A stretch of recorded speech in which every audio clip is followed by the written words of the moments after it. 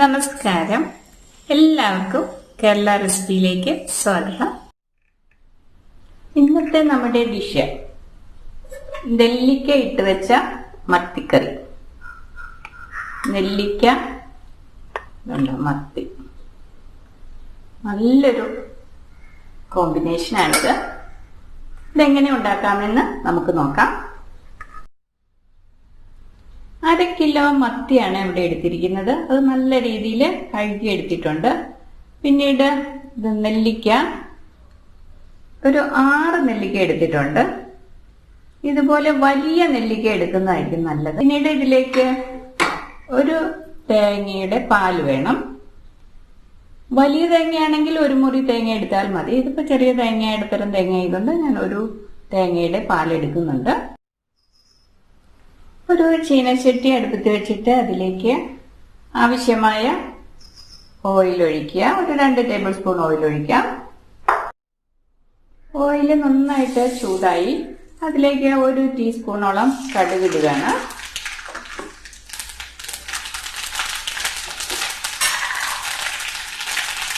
ഒരു 1/4 ടീസ്പൂണോളം ഉലുവയാണ്, അത് ഇട്ട് കൊടുക്കുകയാണ്.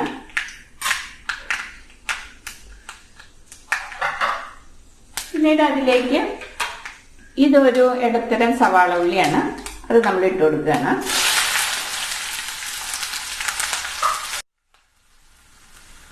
ഇത് വെളുത്തുള്ളി, ഇഞ്ചി ചതച്ചെടുത്തതാണ്, അതൊരു സ്പൂണോളം ഇട്ട് കൊടുക്കുക.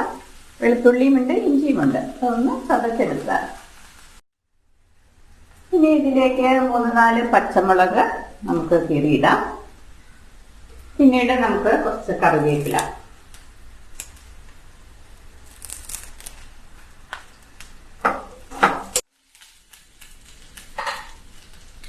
കുറച്ച് പൊടികൾ നമുക്ക് ഇടണം. ഇത് ടീസ്പൂണാണ്. 1 ടീസ്പൂൺ നിറച്ച് മല്ലിപ്പൊടി നമ്മൾ ഇടുകയാണ്.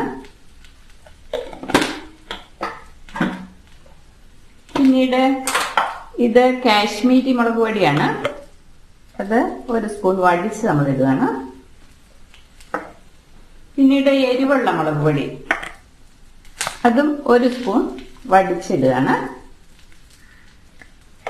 കുറച്ച് മഞ്ഞൾപ്പൊടി,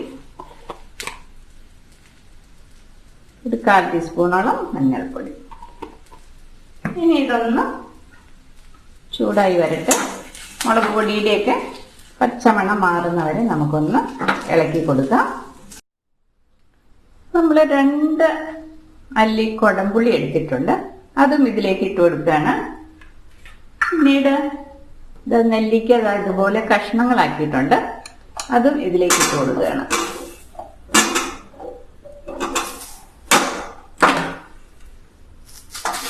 ഇത് നല്ല രീതിയിൽ നമുക്കൊന്ന് ഇളക്കിയെടുക്കാം.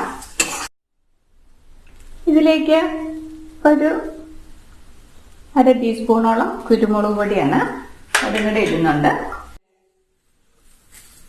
നമ്മളിതൊന്ന് നെല്ലിക്കയൊക്കെ ഒന്ന് ചൂടാകുന്ന വരെ ഒന്ന് നമ്മൾ ഇതിലിട്ട് ഇളക്കിയെടുത്തിട്ടുണ്ട്.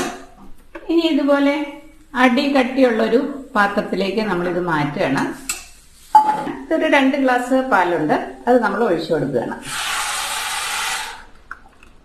1 ഗ്ലാസ് പാല്, ആദ്യത്തെ പാല് നമ്മൾ മാറ്റി വെച്ചിട്ടുണ്ട്. ഇത് 2ാം പാലാണ്, അത് നമ്മൾ ഇതിലേക്ക് ഒഴിച്ചു കൊടുക്കും. ഇനി ഇതൊന്ന് തിളക്കട്ടെ.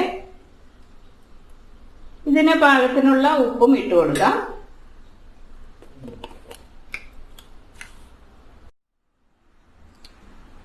ഇത് ആദ്യത്തെ തേങ്ങാപ്പാലാണ്. നമ്മൾ 1 ഗ്ലാസ് വെള്ളം ഒഴിച്ച് നല്ല രീതിയിൽ മിക്സിയിൽ അടിച്ച് പിഴിഞ്ഞ് മാറ്റി വെച്ചതാണ്. ഇത് 2 ഗ്ലാസ് വെള്ളം ഒഴിച്ച് പിന്നീട് അടിച്ചെടുത്ത് പാലാണ് നമ്മൾ ഇതിലേക്ക് ഒഴിച്ചിരിക്കുന്നത്. ഇനി ഇത് നല്ല രീതിയിൽ തിളയ്ക്കണം. ഈ പുളിയിൽ നിന്നൊക്കെ ഇതിന്റെ പുളിരസം ഇതിലേക്ക് ഇറങ്ങണം. നെല്ലിക്ക ഒന്ന് വേകണമല്ലോ, മീനിന് അധികം വേഗില്ലല്ലോ. അപ്പൊ ഇത് നല്ല രീതിയിലൊന്ന് തിളച്ച് പുളിയൊക്കെ ഇറങ്ങിയതിന് ശേഷം നമുക്ക് മീനിടാം. ഇത് ഇടയ്ക്കൊന്ന് ഇളക്കി കൊടുക്കണം. നമ്മൾ തേങ്ങാപ്പാലാണ് ഒഴിച്ചിരിക്കുന്നത്, 2ാം പാലാണേലും തേങ്ങാപ്പാലാണല്ലോ. ഇടയ്ക്ക് ഇളക്കിയില്ലെങ്കിൽ അതൊന്നും പിരിഞ്ഞു പോകും.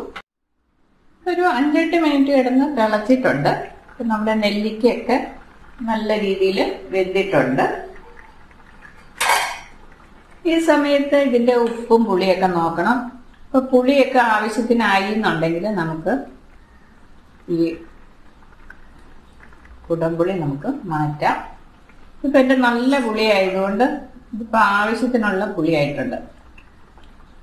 ഞാനിത് മാറ്റുവാണ്. ഇനി ഇതിനകത്ത് കിടന്നു കഴിഞ്ഞാൽ വീണ്ടും ഇതിന്ന് പുളി ഇറങ്ങി. പുളി ഒരുപാടായാലും അത്ര ടേസ്റ്റ് ഇല്ലല്ലോ. ഇപ്പൊ നെല്ലിക്കയും വെന്തിട്ടുണ്ട്, നെല്ലിക്കയുടെയും പുളി ഇറങ്ങിയിട്ടുണ്ട്. ഇനി ഇതിലേക്ക് നമുക്ക് മീനിന്റെ കഷ്ണങ്ങൾ ഇട്ട് കൊടുക്കാം.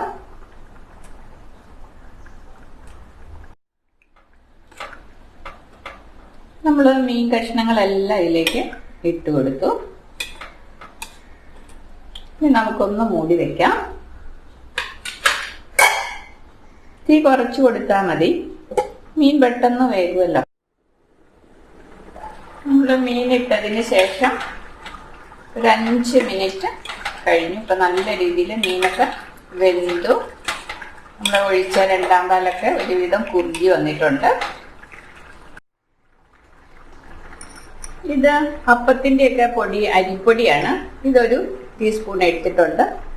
അതിനുശേഷം ഇത് നമ്മുടെ തേങ്ങാപ്പാൽ ആദ്യത്തെ പാലാണല്ലോ, അതിൽ നിന്നും കുറച്ച് എടുത്തിട്ട് നമുക്ക് ഈ പൊടി ഒന്ന് കലക്കിയെടുക്കാം.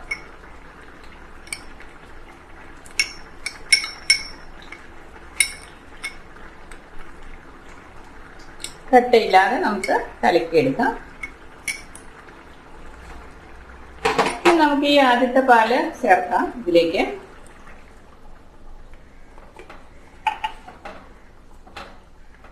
വെള്ളം ചേർത്ത് നമ്മൾ പിഴിഞ്ഞെടുത്തത് കൊണ്ട് നമ്മൾ ഇതൊന്നും കൂടി നല്ല രീതിയിൽ തിളപ്പിക്കണം. ഇനി നമ്മൾ ഈ കലക്കി വെച്ചിരിക്കുന്ന പൊടിയും കൂടെ ചേർക്കണം. ഇത് ഈ കറിക്ക് നല്ലൊരു ചെറിയൊരു തിക്നെസ് കിട്ടാനാണ്.